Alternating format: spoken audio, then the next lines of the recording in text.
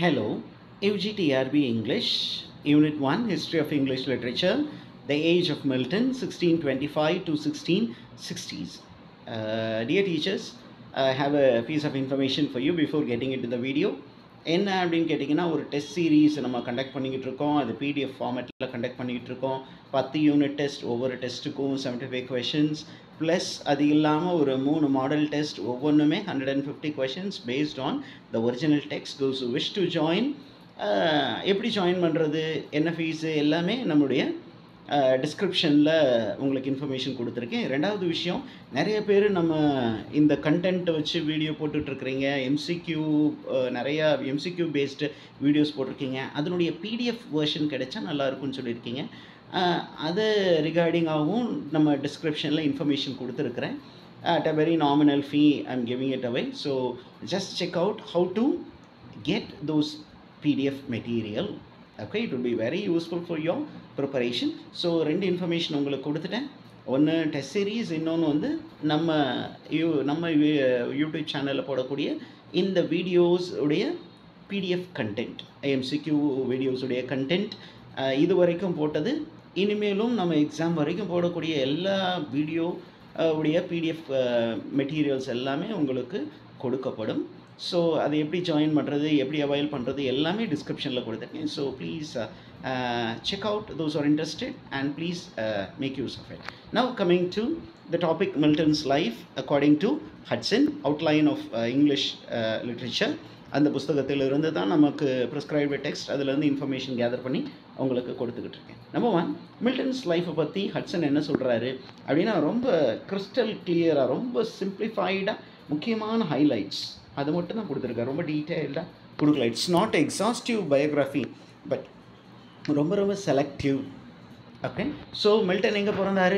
Milton was born in Bread Street, okay, Cheapside, London அப்படிங்கிற information. The place of birth, then the date of birth இருக்குது 9th December 1608. Okay, மில்டனுடைய birth date it is here.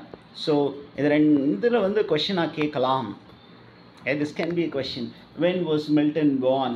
9th December 1608, 6th December 1604. அந்த மாதிரி ஒரு 4 option மாற்றி அவ்வளோதான் கேட்க முடியும். வேறு என்ன கேட்க முடியும் அப்படின்னா, இந்த இன்ஃபர்மேஷன் கேட்கலாம். Okay, so how is he connecting பாருங்கள். ஹட்சன் என்ன கனெக்ட் பண்ணி சொல்கிறார் பாருங்கள். Milton was born in 1608, 4 years before Shakespeare's retirement to Stratford. இது ரெண்டையும் கனெக்ட் பண்ணி கூட கேட்கலாம். Okay, Shakespeare retirement to Stratford. Okay, so எந்த இயர் அப்படின்னு கேட்டிங்கன்னா, he retired in 1612. Okay, Tempest the last play அப்படிங்கிற இன்ஃபர்மேஷன் நமக்கு இருக்குது. அந்த பிளேவுக்கு அப்புறம் he retired to Stratford upon Avon and he lived very silent life அப்படின்னு ஷேக்ஸ்பியரை பற்றி சொல்லியிருக்கோம். அப்போ அவர் 1612 ஸ்ட்ராட்ஃபோர்டு போகிறதுக்கு முன்னாடி மில்டன் வாஸ் born. அப்போ அவர் ரொம்ப சின்ன பையன் அப்படிங்கிற இன்ஃபர்மேஷன் இருக்குது. இப்போ மில்டனுடைய அப்பாவை பற்றி சொல்கிறாரு. ஏன் அப்படின்னா, மில்டன் இஸ் அ பியூரிட்டன் அப்படின்னு நமக்கு சொல்லியாச்சு. அப்போ அந்த பியூரிட்டன் ஸ்பிரிட் எங்கேருந்து வந்துச்சு அப்படின்னா, it came from the father. The father was a Puritan and Milton was a very great writer. அதனால் அதனுடைய சீட்ஸ் எங்கே இருந்தது? சரி, இன்றைக்கி மில்டன் ஒரு பெரிய ரைட்டர் அப்படின்னு நம்ம எல்லோரும் பேசுகிறோம் அப்படின்னு சொன்னால், அது சட்டியில் இல்லாமல் அகப்பையில் வராதுன்னு சொல்கிறாங்களே, அந்த மாதிரி பார்த்திங்கன்னா மில்டனுடைய அப்பா, okay, that person was a lover of literature. அவர் lover of literature and lover of all. அதனால் naturally Milton also became a very great writer. He also loved reading literature அப்படிங்கிற இன்ஃபர்மேஷன் இருக்குது. இப்போ மில்டன் எங்கே படித்தார் அப்படிங்கிற இன்ஃபர்மேஷன்லாம் ஹட்சன் சொல்கிறார். என்ன அப்படின்னா, Milton had his schooling in St. Paul's School. Then his college, இவருடைய கிராஜுவேஷன் எங்கே இருந்தது அப்படின்னா, கிரைஸ்ட் காலேஜ், கேம்பிரிட்ஜ். இது மற்ற ரைட்டர்ஸ் ரொம்ப எக்ஸாஸ்டிவான இன்ஃபர்மேஷன் கொடுத்துருக்காங்க. இவர் வந்து ரொம்ப லைட்டான இன்ஃபர்மேஷன் மட்டும் தான் கொடுத்துட்டு போகிறார். சிம்பிளாக எப்படி சம்மப் பண்ணுறாரு பாருங்கள். He spent 7 years in college. BA, he took BA in 1629, MA in 1632 அப்படிங்கிற இன்ஃபர்மேஷன். He took two அப்படின்னா என்ன கோர்ஸ் படிக்க போனார், எந்த வருஷம் படிக்க போனார் அப்படிங்கிற இன்ஃபர்மேஷனை ஹட்சன் சொல்லியிருக்காரு. He took 2. ஓகே, இனிஷியலி நமக்கு இது ரொம்ப ரொம்ப ஒரு கிரிட்டிசிசம் மாதிரி இருக்குது. என்ன அப்படின்னா, ஜான் மில்டனுடைய லைஃப்பை பற்றி எல்லா ரைட்டர்ஸும் சொல்லும் பொழுது அவர் இனிஷியலாக because he was brought up in a Puritan background, he initially wanted to become a priest, a pastor. So he wanted to take holy orders, but later because of his consciousness, அவனுடைய conscience did not allow him. ஏன் அப்படின்னா அந்தளவுக்கு ரொம்ப கமிட்டடாக இருக்கணும் ஒரு ப்ரீஸ்ட்னா, ஆனால் அவரால் இருக்க முடியாதுன்னு தெரிஞ்சிருச்சு. அதனால் என்ன பண்ணார், he changed his mind and devoted his life to self culture and poetry. நிறையா படிக்கிறதுல ஆர்வம் காட்டினார், ஒரு போயட்ரி எழுதுவதிலும் ஆர்வம் காட்டினார். அதனால் ப்ரீஸ்ட்ஹுட் வேண்டாம் அப்படின்னு சொல்லிட்டு he became a poet, a full time poet. ரெண்டாவது என்ன சொல்கிறாங்கன்னு பார்த்தீங்கன்னா, அவர் கிராஜுவேஷன் முடித்ததுக்கப்புறமும் பிகாஸ் ஆஃப் his wealth, அவருடைய அப்பா நல்ல பணக்காரர் அப்படிங்கிறதுனால he gave private education, private tutoring to his son. எங்கே அப்படின்னு கேட்டிங்கன்னா, in their country house, கிராமத்து வீடு எங்கே இருந்தது, country house of the family at a place called Horton, Buckinghamshire, which is 17 miles from London. தன்னுடைய சொந்த வீட்டில் நகர்ப்புறத்தில் இல்லாமல் கிராமப்புறத்தில் ஒரு வீடு இருந்தது. எங்கே அப்படின்னா ஹாட்டன், Buckinghamshire, which is 17 miles away from London. அங்கே போய் தங்கி இருந்து என்ன பண்ணார், நிறைய படித்தார் அப்படின்னு சொல்லிட்டு regarding the reading habits of Milton. Reading ஹேபிட்ஸை பற்றி இவர் சொல்கிறார். Milton as a school boy, he was a voracious reader. Okay, he was a voracious reader.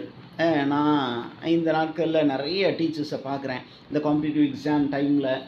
என்ன அப்படின்னு கேட்டால், you keep updating your self. Night over night 1 o'clock 2 o'clockலாம் நம்ம ஒரு சில வாட்ஸ்அப் குரூப்பில் உள்ளே போய் பார்க்கும்போது பார்த்திங்கன்னா அந்த நேரமும் டிஸ்கஷன் ரொம்ப தீவிரமாக போகுது. இது எக்ஸாம் நாட்கள் வரைக்கும் மட்டும்தான் போகும் அப்படின்னா அது தப்பு. we need to update ourselves, keep on updating like Milton. சில நேரத்தில் we need to burn the midnight oil. பாருங்கள், as a school boy Milton என்ன பண்ணார், he was reading lot of books till midnight. இது ஒரு கன்ஃபெஷனல் மோடாக மில்டனே சொல்லியிருக்கிறாரு அப்படின்னு ஹட்சன் சொல்கிறாரு. ரெண்டாவது, in university also, அவர் யூனிவர்சிட்டியில் இருந்தபோது he showed untiring devotion to learning. அப்போ நைட்டுமா அவர் படிச்சுக்கிட்டே இருந்தார். and he became a scholar. இதுதான் நமக்கு information. he became a scholar and his erudition, his knowledge stands ahead and shoulders above all our poets. அவர் எல்லா English போயிட்டை விட கொஞ்சம் பெரிய ஆளாக இருக்கிறாரு அப்படிங்கிற ஒரு information. Now regarding the travels of Milton. Milton ரொம்ப பணக்காரராக இருந்ததுனால என்ன பண்ணார், அட் த ஏஜ் ஆஃப் 30 என்ன பண்ணார், he decided to travel abroad and gather more knowledge. நிறைய வெளியில் போய் நிறைய கற்றுக்கலாம் அப்படின்னு he went to travel. அப்போ அந்த ட்ராவல் இன்ஃபர்மேஷனை பற்றி ஹட்சன் சொல்லியிருக்கிறார். என்ன அப்படின்னா, he left London in May 1638. எங்கெங்கே போனார், Paris. then from Paris he went to Italy, and then he planned to go to Sicily and Greece. Greece போகலாம் அப்படின்னு பிளான் பண்ணார். ஆனால் என்ன பண்ணார், அங்கே இங்கிலாண்டில் civil war started. a civil war between the king and the parliament. Okay, the Puritans led the parliamentarian army, and the king side there were people who were the supporters of the king called royalists. அப்போ ராயலிஸ்ட்க்கும் பார்லிமெண்டேரியன்ஸ்க்கும் இடையில் நடந்த ஒரு civil war. அந்த civil வாரை பற்றி information கேட்டோன்னே Milton என்ன பண்ணார், he decided to get back home. So எப்போ வீட்டுக்கு போனார், இது கொஷினாக கேட்கலாம். ஓகே, இதுக்கு முன்னாடி பார்த்தீங்கன்னா when did he leave, என்னென்ன கண்ட்ரிஸ் போனார், இது கொஷினாக கேட்குறதுக்கு பாசிபிலிட்டிஸ் இருக்குது. ஓகே, என்ன ஏஜில் போனார், என்ன ஏஜில் ஃபாரின் ட்ரிப் போனார் அப்படிங்கிறதும் கொஷினாக கேட்கலாம். இந்த மாதிரி விஷயங்கள் கொஷின் அப்படின்னு நான் போட்டு வச்சுருக்கேன். நீங்கள் அதை கொஞ்சம் நல்லா இம்பார்ட்டன்ஸ் கொடுத்து வாசிச்சுக்கோங்க. he came back to London. எப்போ வந்தார், லண்டனுக்கு திருப்பி வந்தார் அப்படின்னா in August 1639. and how long he was absent from London அப்படின்னா for 15 months he was away. And வந்ததுக்கப்புறம் என்ன பண்ணார் அப்படின்னா from 1640 onwards he became an active supporter of the Puritan cause. அவர் பியூரிட்டன் சைடில் இருந்தார். அப்போ he was on the side of the Commonwealth, parliamentarian. Okay, he was a parliamentarian. He was a parliamentarian and he was against the royalists. இது வந்து ரொம்ப ரொம்ப important.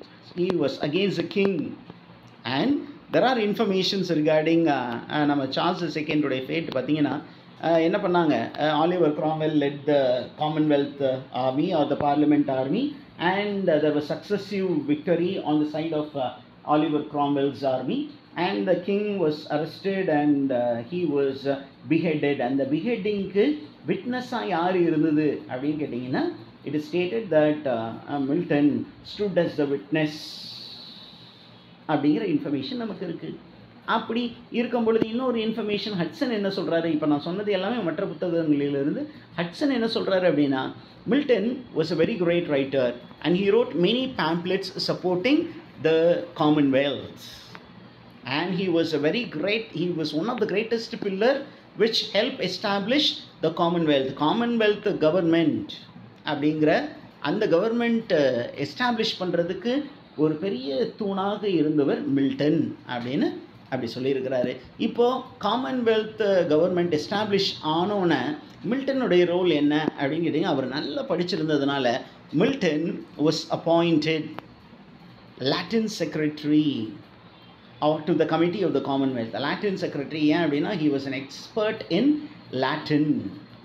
Okay, Milton was expert in Latin and அவருடைய போயட்ரியில் Latin அதிகமாக, அந்த லாட்டினுடைய தாக்கம், Latin இலக்கியத்தினுடைய தாக்கம் அதிகமாக இருக்கும் அப்படிங்கிற ஒரு இன்ஃபர்மேஷன் இருக்குது. Okay, he was appointed Latin secretary to the committee of the Commonwealth and regarding the personal life பற்றி என்ன சொல்லியிருக்கார் பாருங்க. In 1643 he married Mary Powell who was the daughter of a royalist and என்னாச்சு, it was an unhappy marriage அப்படிங்கிற information இருக்குது. அப்புறம் ரொம்ப ரொம்ப முக்கியமானது, இப்போ ஒரு ஃபேமஸான சானட் இருக்குது, ஆன் ஹிஸ் பிளைண்ட்னஸ் அப்படிங்கிற ஒரு பாப்புலர் டைட்டில் இருக்குது. அதோடைய ஒரிஜினல் டைட்டில் என்ன அப்படின்னு பாருங்கள், on his blindness, that is the famous sonnet written by John Milton. Okay, and அந்த போயத்துக்கு பேக்ரவுண்டாக இருந்தது என்ன அப்படின்னா, in 1653 at the age of 40 he was becoming blind. அவனுடைய ஐசைட் அவனை ஃபெயில் ஆக ஆரம்பிச்சிச்சு. அது வந்து எதனால் அப்படின்னு இவர் சொல்லியிருக்கிறாரு, because of over stress of work, ரொம்ப hard work, day and night படிச்சுக்கிட்டு இருந்ததுனால. இப்போ உங்களை மாதிரி, இப்போ என்ன மாதிரி டே அண்ட் நைட்டாக உட்காந்து நம்ம கண்டென்ட் ரெடி பண்ணுறோம், நீங்கள் எக்ஸாமுக்காக ப்ரிப்பேர் பண்ணுறீங்க. அப்போ இந்த ஸ்ட்ரெயின் வந்து கண்ணில் இருக்கும். அது ரொம்ப அதிகமாகும் பொழுது அவருக்கு கண்ணு தெரியாமல் போகிற வாய்ப்புகள் இருந்தது. அப்போ அவருக்கு கண்ணு தெரியாமல் போயிடுச்சு அப்படிங்கிற இன்ஃபர்மேஷன் இருக்குது. ரெண்டாவது, செகண்ட் மேரேஜ் ஒன்று பண்ணார். இன் 1656 he married Catherine Woodcock and it was a very short-lived marriage because she died within 15 months and political ups and downs இருந்தது. என்ன அப்படின்னு கேட்டிங்கன்னா, when monarchy was restored 1660ல், when monarchy, அது 1658ல் இருந்தே உங்களுக்கு ஏறக்குறைய restoration of monarchy, king Charles II was brought back from ஃப்ரான்ஸுக்கு போயிட்டார். அங்கேருந்து அவரை கூட்டிகிட்டு வந்து அவரை வந்து என்ன பண்ணாங்க அப்படின்னு சொன்னிங்கன்னா 59-16 வச்சுக்கோங்களேன். என்ன பண்ணாங்கன்னா, monarchy was restored, Commonwealth was dissolved and monarchy was restored. அந்த டைமில் மில்டன் என்ன பண்ணாங்க, they arrested Milton and he was placed behind bars.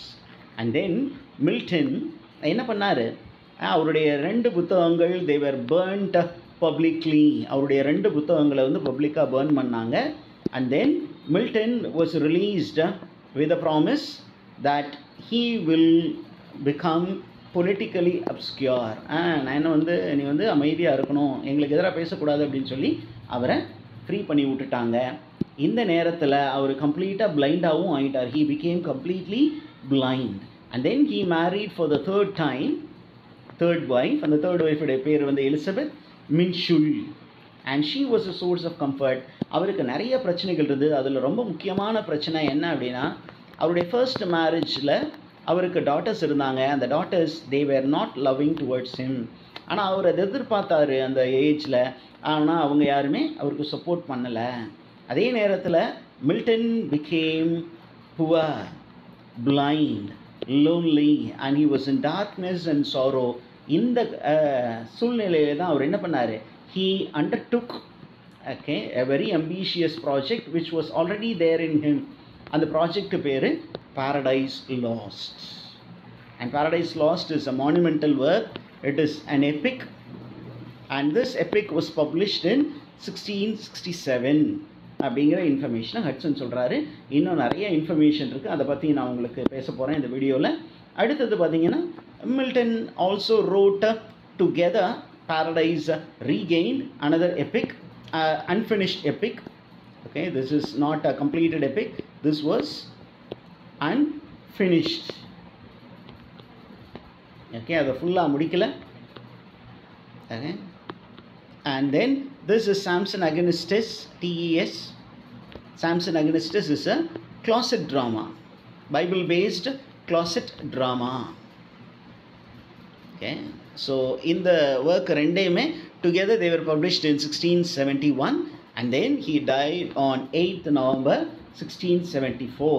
சரி, இப்போது இந்த வீடியோ முடிக்கிறதுக்கு முன்னாடி Paradise Lost பற்றி கொஞ்சம் கீ பாயிண்ட் சொல்லிடலாம். ஏன் அப்படின்னா இது கிரிட்டிசிசத்துலேயும் தேவைப்படும், அந்த யூனிட்லையும் இங்கேயும் தேவைப்படும். அப்படிங்கிறதுனால Paradise Lost பற்றி கொஞ்சம் இன்ஃபர்மேஷன் சொல்லிவிட்டு இந்த வீடியோவை வைண்ட் அப் பண்ணுறேன். அதுக்கப்புறம் இந்த நெக்ஸ்ட் வீடியோவில் I will continue with Milton.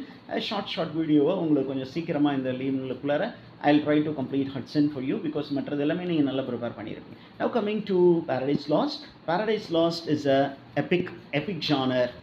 Okay, epic. When was it first published?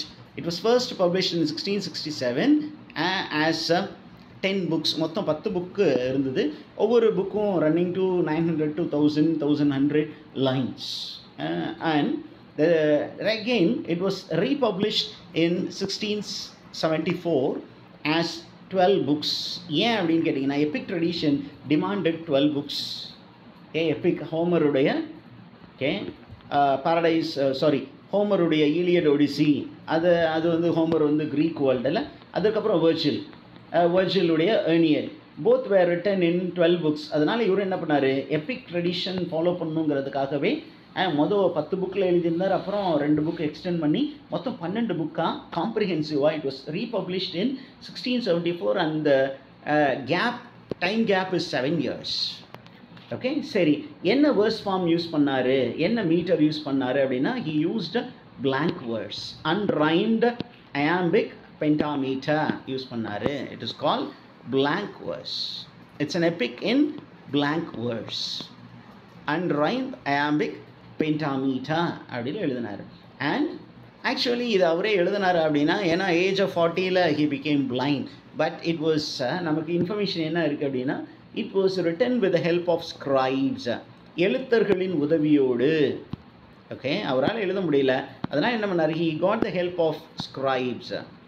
Okay, scribes அப்படின்னா எழுத்தர்கள், எழுதக்கூடியவர்கள்.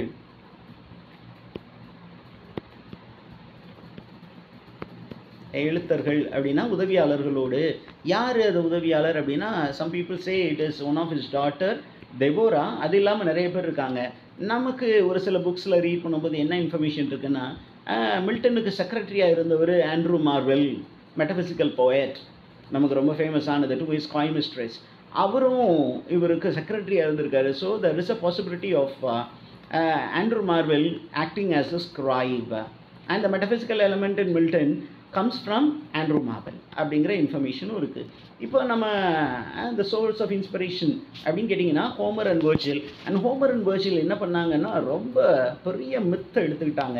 இங்கே பார்த்தீங்கன்னா மில்டன் எதை பற்றி பேசுகிறாரு அப்படின்னா, Paradise Lostல he speaks about man, the first man-உடைய fall. ஏன் அப்படின்னா Epic should be written on great people. இங்கே என்ன பண்ணார், இந்த ஹியூமன் ரேஸுடைய father and mother Adam and Eve அவங்கள பற்றி. So what is the opening line of Paradise Lost? Paradise Lost-உடைய ஓப்பனிங் லைன் கேட்கலாம். So this can be the question, what is opening line of Paradise Lost அப்படின்னு கேட்கலாம். It is of man's first disobedience and the fruit of that forbidden tree whose mortal taste brought death to the world and all our woes of man's first disobedience. இதை பற்றி தான் அவர் எழுதணும் அப்படின்னு முயற்சி பண்ணி அதுதான் ஓப்பனிங் லைன் ஆஃப் த புக்காக இருந்தது. இப்போ நமக்கு இருக்கிற அடுத்த இன்ஃபர்மேஷன் என்ன அப்படின்னு கேட்டிங்கன்னா, இந்த ஃப்ரூட் அப்படின்னு சொல்கிறாங்க இல்லையா, பைபிள் வந்து என்ன சொல்லுது அப்படின்னு சொன்னீங்கன்னா, இட்ஸ் அ ஃபர்பிடன் ஃப்ரூட்டு மட்டும்தான் சொல்லுச்சு. ஆனால் Milton he use the word apple. எங்கே அப்படின்னா இன் book 9 he uses the word apple. அந்த ஃப்ரூட்டோடைய டிஸ்கிரிப்ஷனே நிறையா இருக்குது. ரெண்டாவது எபிக் ட்ரெடிஷனில் பார்த்தீங்கன்னா there should be என்ன இருக்கணும், there should be a invocation, there should be a invocation to the muse. Okay, அதாவது க்ரீக் ட்ரெடிஷனில் பார்த்தீங்கன்னா ஜேயுஸுடைய டாட்டர்ஸ் இருக்காங்க. They are the muses of different stream. ஒவ்வொரு ஸ்ட்ரீமுக்கும் என்ன பண்ணாங்கன்னா ஒரு கடவுளை வந்து இன்வோக் பண்ணுவாங்க. ஏன் இறை வேண்டல், இறை வணக்கம். அப்போ நம்மால் என்ன பண்ணுறாரு, ஒரு எபிக் போயம் எழுதணும்னா அவருக்கும் ஒரு மியூஸ் வேணும். அப்போ அவர் வந்து ஹோலி ஸ்பிரிட்டை மைண்டில் வச்சுக்கிட்டு என்ன பண்ணுறாரு, ஹோலி ஸ்பிரிட்டுங்கிற வேர்டை யூஸ் பண்ணாமல் என்ன பண்ணுறாரு, he is using the word Urania. He has invocation to the muse and it is there in book 1 and book 7. ரொம்ப predominant-ஆ இந்த ரெண்டு புக்லையும் he has written invocation to this goddess Urania. யார் யுரேனியா அப்படின்னு கேட்டிங்கன்னா, Urania is the goddess of astronomy and the stars. பின்னாடி வருது. அவள் என்ன சொல்கிறான் அப்படின்னு பார்த்தீங்கன்னா, அந்த பேகன் அந்த மியூசஸ் அப்படிங்கும்போது அவங்களாம் நான் கிறிஸ்டியன்ஸ். இப்போ நான் கிறிஸ்டியனாக ஒரு கிறிஸ்டியன் லிட்ரேச்சரில் நான் கிறிஸ்டியன் காட்ஸை இன்வோக் பண்ணக்கூடாது. அதனால் அவர் என்ன சொல்கிறாரு பாருங்கள், யுரேனியா கிட்ட ப்ரேயர் பண்ணுறாரு. என்ன ப்ரேயர் பண்ணுறாரு அப்படின்னா, he wants Urania to lead him higher than the Aonian mountain of the classical poets. Classical poets எல்லாம் அட்டோனியன் மவுண்டனில் இருக்காங்க, அதையும் தாண்டி என்னை மேலே கொண்டுக்கிட்டு போங்க அப்படின்னு ஹோலி ஸ்பிரிட்டை நோக்கி வேண்டுகிறார் அப்படின்னு இருக்கு. சரி, அப்போ யுரேனியானா யார் அப்படின்னா, Urania is in Greek mythology. அவங்களும் கிரீக் மித்தாலஜியில் இருக்கக்கூடிய ஒரு கடவுளர் தான். She is the muse of astronomy and astrology and the stars. அந்த ஸ்டார்ஸுக்கு கடவுள். அப்போ she is in the celestial sphere. Holy spirit அப்படிங்கிறத அப்படி கனெக்ட் பண்ணுறதுக்காக அப்படியே கனெக்ட் பண்ணி என்ன சொல்கிறாரு, இந்த மியூஸினுடைய attributes வந்து globe and compass.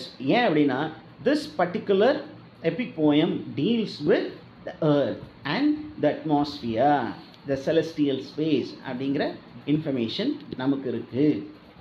ஓகே, இதை இப்போ பாரடைஸ் லாஸ்ட்டை பற்றி ஒரு 2 விஷயம் மட்டும் சொல்லிட்டு போகிறேன். என்ன அப்படின்னா, there is the invocation, okay, and then there is a summary. ஒவ்வொரு புக்லையும் that begins with a prose summary. Okay, a prose summary and the prose summary க்கு அப்புறம் தான் actual poetry, and these poetry contain a lot of classical references.